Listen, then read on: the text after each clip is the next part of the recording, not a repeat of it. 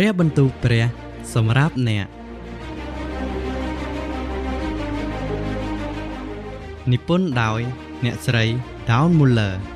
និងអ្នកស្រី Diane Grabbing បោះពុម្ពនិងចែកចាយដោយមូលនិធិមរតក Luther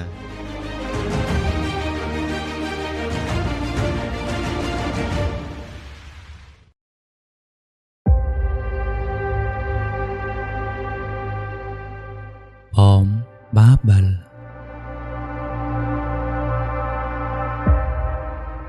ប៉ុន្មានឆ្នាំក្រោយពីទឹកជំនន់ធំកូនប្រុសរបស់ណូអេគឺសឹមហាំ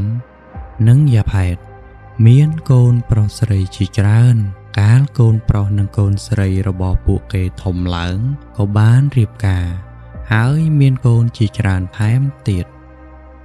នោះចំនួនប្រជាជននៅលើផែនដីក៏បានចម្រើនកើនឡើងច្រើនទៅមនុស្សគ្រប់គ្នានិយាយភាសាតែមួយហើយពួកគេប្រើតែពាក្យដូចគ្នាទាំងអស់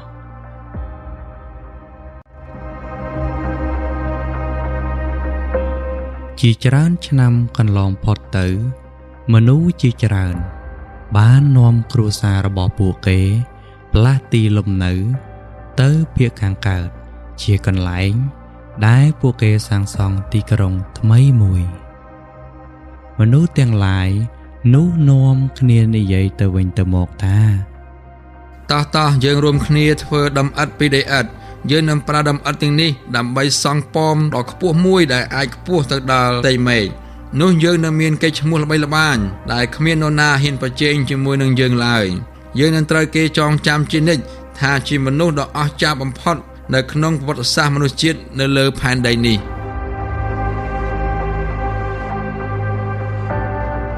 ប៉ុន្តែព្រះជាម្ចាស់មិនសពព្រះハរតីចំពោះភាពអំនួតនិងក្រអឺតក្រទមរបស់មនុស្សឡើយ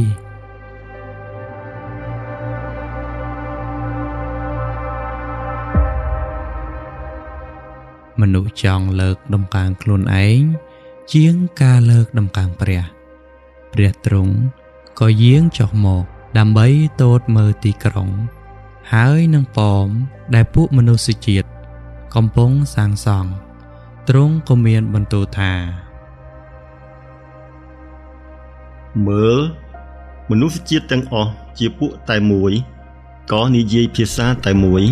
ពួកគេកំពុងចាប់ផ្ដើមធ្វើអំពើយ៉ាងដូចនេះឥឡូវនេះគ្មានអ្វីនឹងខាត់មិនឲ្យពួកគេធ្វើកើតតាមបំណងចិត្តនោះទេចូលយើងចុះទៅបំភាន់ភាសាពួកគេ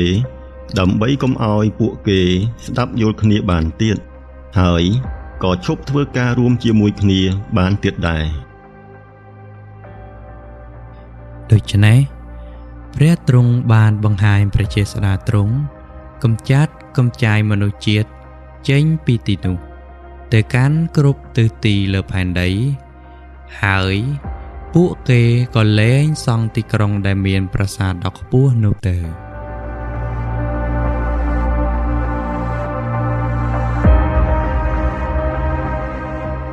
ហើយហេតុនោះ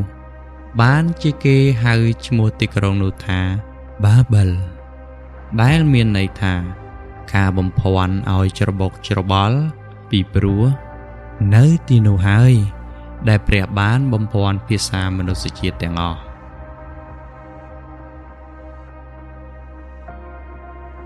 ទោះបើអំពើបាបនិងការបបោរញែកជើង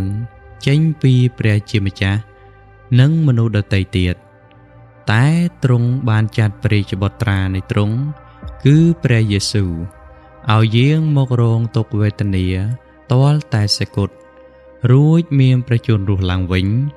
ដើម្បីឲ្យយើងអាចជានាជាមួយនឹងព្រះជាម្ចាស់សារជាថ្មីម្ដងទៀត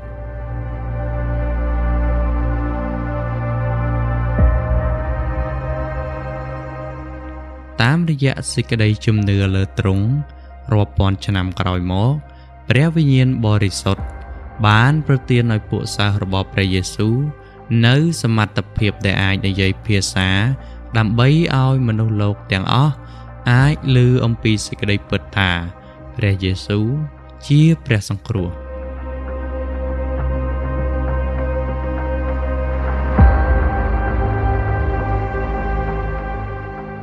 ចូលទីពឹងដល់ព្រះយេហូវ៉ាឲ្យអស់អំពីចិត្តកុំឲ្យពឹងផ្អែកលើយោបល់របស់ខ្លួនឡើយសុភាសិតជំពូក 3 ខ 5